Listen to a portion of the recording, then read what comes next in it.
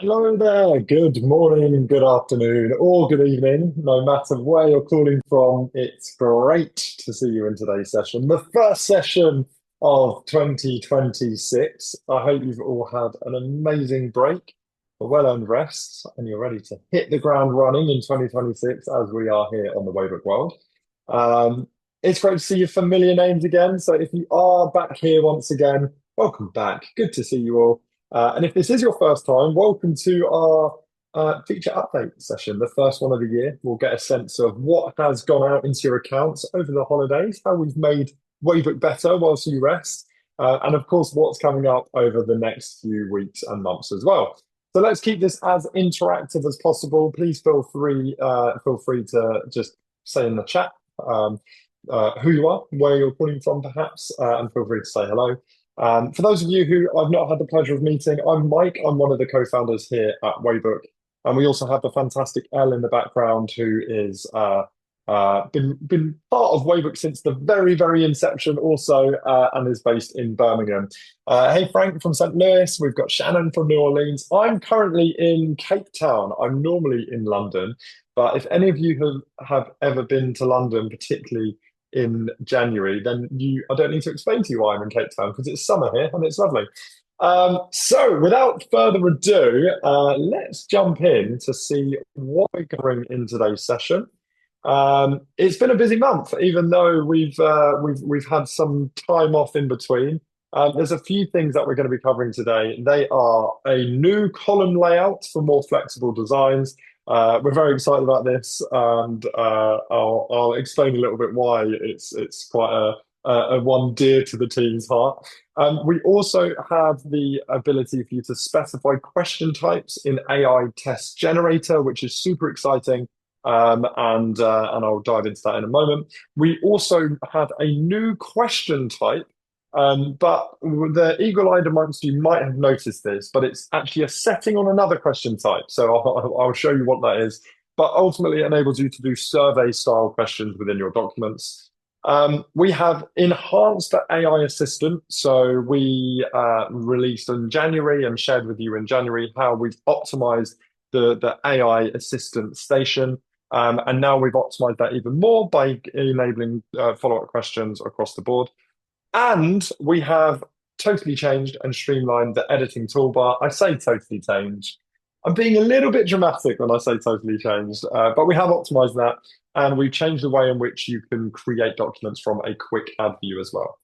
So let's dive in and see what we can cover of these. Again, if you've got any thoughts, you've got any questions, I will keep the chat up.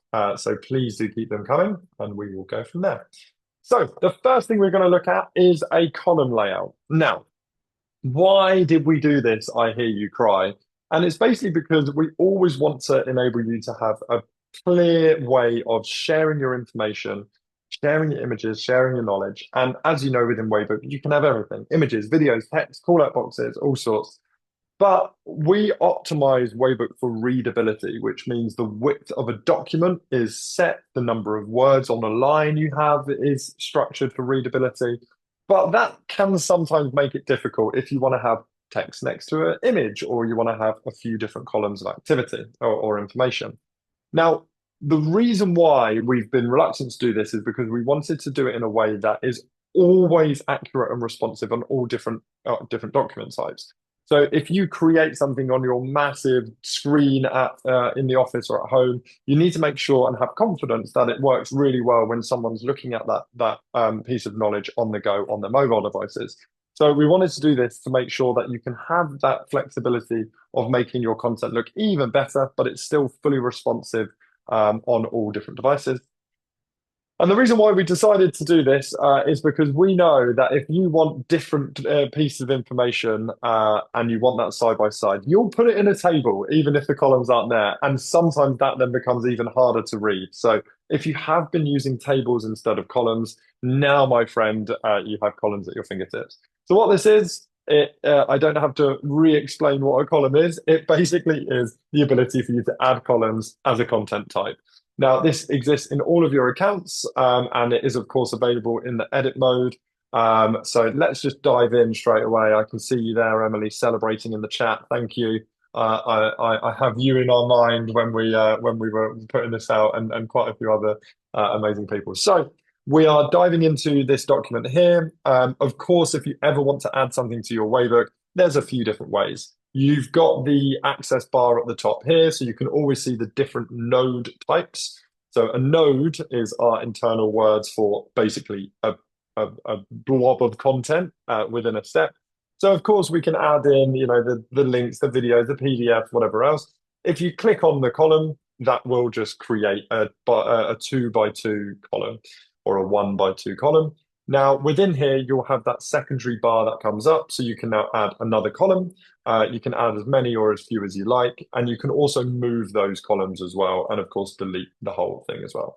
Now, whilst we're doing that, of course, many people do use that bar up there. With any of the node types, you can click the plus icon wherever you want to put it, and then you can just insert the column layout there. So we can say, hello, this is a column. Me learning how to spell column was one of the hardest things about getting this into Waybook. And then this is the right side here. So of course, it's very easy to do. You'll be able to create that, and then the columns will scale, obviously, as you would expect. And then you can have multiple columns at the same time. Now, the key to this, and the reason why it was actually quite difficult to do, is because of that collapsing and that scalability. So you'll see here, if this goes to a smaller device, perhaps to a mobile device, it will actually collapse and scale in order. So just bear in mind of that whilst you're using it. But that is what it is, and I hope that you're all excited to have columns all over your Waybook, which is much better than organizing your knowledge into tables.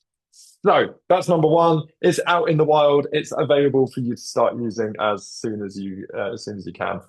The next thing we're going to look at is how you can have more flexibility on creating tests. Now, I must admit that the AI test generator is probably one of my favorite features within Waybook, because Waybook really is that place where information becomes knowledge and knowledge becomes training material. So yes, you can turn your rough, raw, and unready thoughts into your SOPs, your policies and procedures. So that's the information into knowledge, but that knowledge into training material needs those tests, needs those questions. And you can do that with a click of your mouse. But what we've done is we've wanted to increase the ease of turning that knowledge into training, and also give you the increased control of that test creation. So what we've actually done is made two major changes with the AI test creator. Firstly, we now have the ability for you to select specific question types that you want to generate. You'll notice that in the last year, we've added a huge amount of different question types, from drop down to ordering, to fill in the blank, to long text, short text, whatever that may be. And some of you want a broad mix. Personally, when we're creating tests internally, we let Waybook decide what tests it should create. But if you only want a particular type, or you want to force a particular type, you can now do that within your Waybook creator. And the second thing that you can do attached to this is you can actually have specifically suggest or specifically specify what step content you want to create a test from. So this is available in all accounts. You do this within the edit mode, and you do this when you're creating a test. So let me just jump in there and give you a little view of that. So let's look at this document, which I'm slowly making look terrible. So let me just delete these columns out. So let's say we've got we're very happy with this information, our mission, our vision, our purpose, our background, things like that. Of course, when you want to create a test, instead of adding a new blank step, you click on that up arrow there, and in the up arrow, you choose to create a test. Now, you can create it manually, but if you're creating tests manually, my friend, click Create with AI. I actually will come prepared next week with some data on how many tests are created manually compared to AI. I think that would be an interesting one. Now, you can choose the number of questions that you type. We default to 4 or 5. But what you can do is, if you leave it blank, Waybook will create what it believes to be the appropriate amount of question for the for the depth of content that you have. So here you can also choose the question difficulty, which was in there from before. But this is where we're really talking about. So if you want to specify the steps, you can see all of the steps, and we can say, well, actually, we want to have information just from these two steps. Now, where this is really useful is if you've created a content, you've created a test, but you've then changed some of the information or you've added a new step, you only need to generate questions from that one step. And the other thing you can do is then you specify the question types. And again, you can multiple choice which ones you want. As you can see here, we have 8 different types of questions. So if you choose which ones you want, Waybook will then only create those question types and of course only base that on the information that's in there. So here we've got multiple choice, we've got fill in the blank, we've got matching answers, ordering answers, all of that good stuff. So that brings us to the end of the AI test generator and the additional focus and control that you have on that as well. The second thing or the third thing that we're looking at today is still very much within the world of tests. And this is actually our new question type, which is essentially a survey style multiple choice. Now, the reason why we wanted to include this was because we have spoken with many of you who are using Waybook for testing of the knowledge, but sometimes you want to receive something back from people. So it might be insight, or it might be opinion, or it might actually be an answer to a test where there's not actually one correct answer. So, of course, you can have free text answers, but you might actually just want there to be a multiple choice question where they can have multiple and it be right or wrong. So what you can now have is you can turn any question type into a multiple choice answer. Any multiple choice question into a survey answer. And again, that is available for everyone. It's available on your accounts. Let me show you exactly what that is so you know where to go. So we can go back to this test type here. And actually, if we look at this multiple choice, we can actually say mark any correct answer as, or any answer as correct. Now, you know how this works already, I'm sure. So if we look at, just make this a little bit bigger for you. So if you look at this here, we can basically see this is the right answer. AI has created that. You can have 2 or 3 or 4 answers, and it will say there are 2 correct answers to choose. But if you say, let's say we've got a question about values, and we say, what is your favorite company value? Then actually you can have mark any answer as correct, and it basically turns it into a survey question. Now, of course, when somebody submits, they will submit the answer, and you can see the submissions in the submission manager. So this basically will give you an idea of what somebody has done, whether they've passed it, and this is where you'll be able to see the answers to those multiple choice surveys within your Waybook as well. So that is a really exciting addition. It looks the same, but it acts in a very different way. So definitely feel free to include that in some of your documents as you see fit. Right, we are whizzing through. Let's now look at the penultimate one here, which is the Streamlined Editor Toolbar. The Streamlined Editor Toolbar we've already seen. We've been looking around it already, but this was designed to really simplify the access to your edit options within editor mode. Now, we did this for 2 reasons. One of the reasons is we now have more node types, more content types, more editing types, and we wanted to make it easier for you to access and create on a one click. And the other thing, if you remember before, you would have a secondary toolbar that would actually overlay on top of that toolbar, which we found could be a little bit confusing. So what you can do now is if we go to this document to edit, you'll notice that actually the toolbar looks a bit different. You have a lot more real estate within that. And then if we go into a toolbar where there is a secondary option, that secondary option will just come underneath. So let's say, for example, I want to make this bold. I just highlight that, and then all of the formatting options will appear here. This also includes the links we can create, the underline, the underscore. Also, if you're on a particular content type, so let's say we're looking at this, and I highlight, you'll see that actually it's highlighted the call out box because it's on. But if I go onto the columns, then it will create the action item for that column as well. So we can write text in there, then you'll get the action and the text. So basically, you always see all of the options that you can do at any one time. And the best part about this is we've given you a bit more real estate back on your screen. So if you scroll, you don't need this title always in view because you've also got it there on the left. So as you scroll down, you'll have more screen to play with and edit within your content as well.